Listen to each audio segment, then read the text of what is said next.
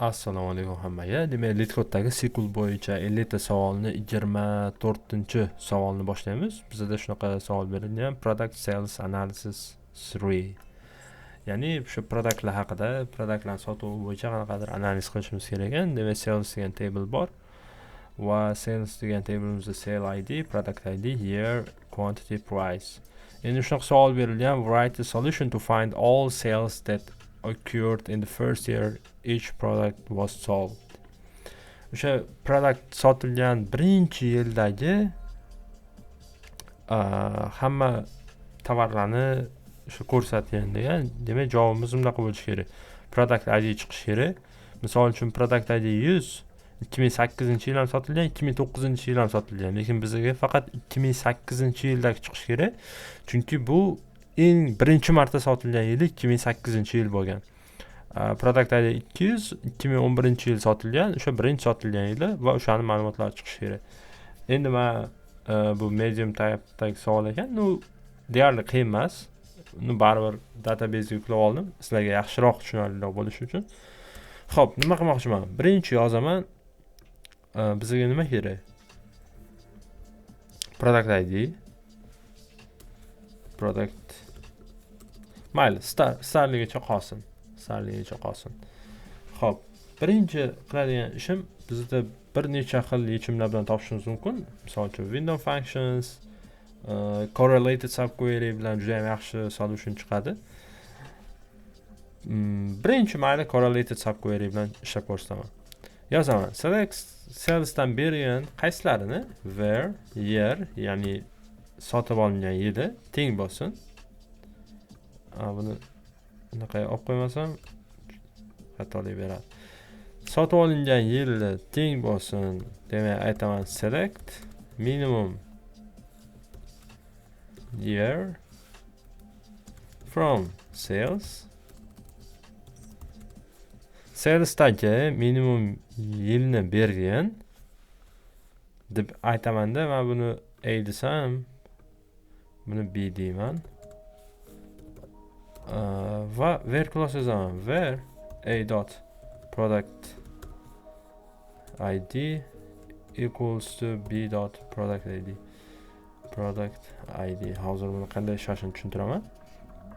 Endi biz bilamiz, qachon biz aggregate functionlarni ishlatsak va qaysidir gruppa uchun o'sha aggregate functiondan javob olmoqchi bo'lsak, har doim gruppa ishlatishimizga to'g'ri kelgan, to'g'rimi? Correlated subquery'da unaqa emas. Bu yerda sal boshqacharoq ishlaydi. Mana bu yerda qarasak, biz katta tabelimiz A deb belgiladik, kichkinasini B deb belgiladik va a.product.id b.product.id ga teng bo'lsin dedik. Bu nima qiladi? Misol uchun birinchi product id 100 ni oladida, o'sha uchun minimum year qaysi? 2008 mi? Mana bu yoqqa keladida, mana bu yoqqa 2008 degan javob keladi. Yili teng bo'lsin, misol uchun buni copy qilib beraman. 2008 ga and degan narsa tushadi. Product id teng bo'lsin deydi 100 ga deydi. Boya yozgan query'imizning o'rniga mana shu narsa kelib qoladi. Product id teng bo'lsin, mana bu tashqariga chiqib izidan tushadi. Minimum year, mana bu year bilan taqqoslash uchun keladi. Endi har bir product uchun minimum year kelgandan keyin biz prosta mana bu yoqqa yozib qo'yishimiz mumkin. Bizga kerak product id javobda. Yearni biz har bir product uchun bitta birinchi chiqqan yilini qaytargan uchun as first year deb yozamiz. First year quantity va price. Ishlatib ko'raman. Mana bizga kutgan javob chiqdi. Endi bu correlated subquery'ni hozir bittada tushunib olish qiyin. Buni ko'plab mashqlar qilib o'rgansangiz yana ham yaxshiroq tushunasiz. Lekin xuddi men ko'rsatgan usulda bu ishlaydi. O'shanaqa analogy qilib tushunsangiz tushunarliroq bo'ladi. Xo'p, bu birinchi usulimiz. Buni tekshirib ko'ramiz. Demak, LeetCode'ga boramiz. submit.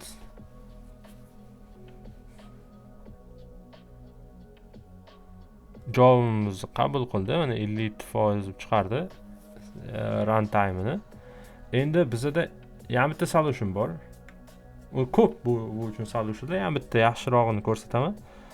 Buni komment qilib turaman-da, yozaman. Select start from sales deyman. Endi bu yoqqa aggregate functionlarni window functionlar bilan ishlatadigan zo'r powerful tool bor, shu SQLda. Yozaman. Minimum yerni ber. Over deyman. Partition by product ID. Mana shunaqa query yozishni o'rgansangiz yaxshi. Juda ham kompleks querylarda zo'r ishlab beradi. Qachondir sizda intervyu bo'lsa, shunaqa yozib bersangiz, demak window functionlardan qanday foydalanish haqida sizda tushuncha borligini bilishadi. Yozdim. Endi mana product ID uchun minimum yer 2008-yil. Birinchi savdo bo'lgan yil 2008. Ama bu 2009-yil savdosini oldi ham 2008 tushirdi, chunki mana bu as first year. Chunki bu birinchi savdo qilingan yil, minimum date year. Endi nima qilamiz? Shunchaki biza filtr berib qo'yishimiz kerak. Qaysilariki mana shu minimum yerga teng bo'lsin degan filtr berib qo'yamiz. Uni endi mana bu yerdan bitta city yozib qo'yaman. With city as. Mana shundan ham bitta rezultat olmoqchiman, ha. Ana shunday holatlarda city ishlatamiz. Yozaman select. Menga bersin product ID ni. Product ID. No, mayli, hozircha from sales. Bu bizning original table'imizdan bersin. Mana shuni yozaman. Inner join. Mana buni city desa, cityga join qilsin. Buni A deya qolaylik. Aytaman. Mana buni orange deb yozib qo'yay, mana original degan mana bunda. On orange.product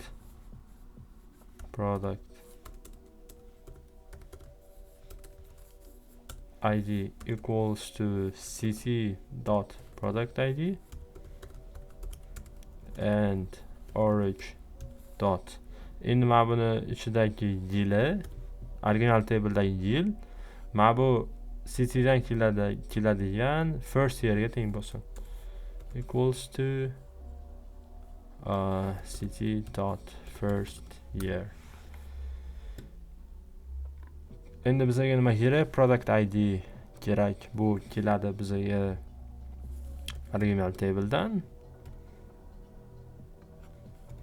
Citydagi first year. Orange.quantity orange.price.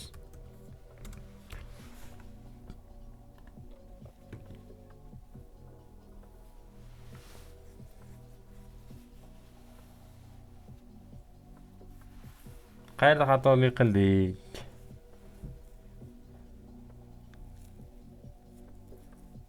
Demak, bizda ikkita row chiqishi kerak edi, 3 ta chiqdi. Qayerda xatolik qildik? Tak, product ID, originaldagi product ID teng bo'lsin. Xo'p.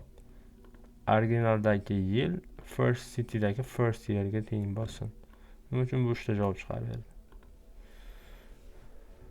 2008 2009 teng emas.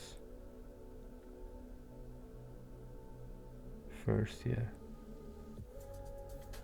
First yearga teng emas. Nima uchun bunaqa javob chiqarib berdi? Qiziq.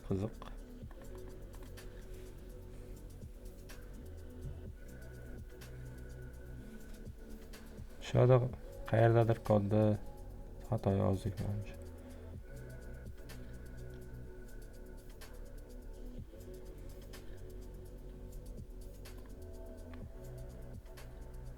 city'dagi first yearga teng bo'lsin and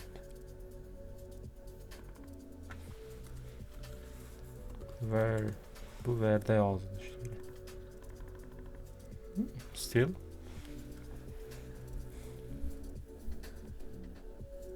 qiziq.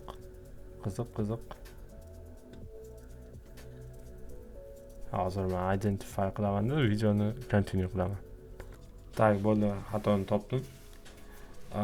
Xullas, mana bu joinda bitta condition bizga yetarli bo'lmadi.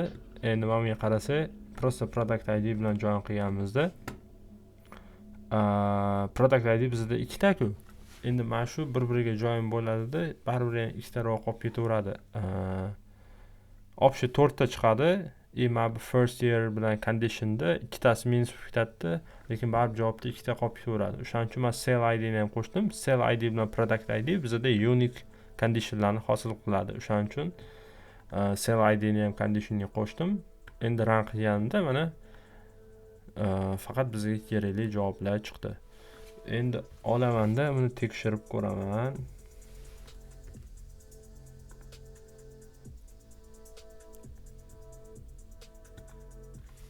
Bizani javobimizni qabul qildi.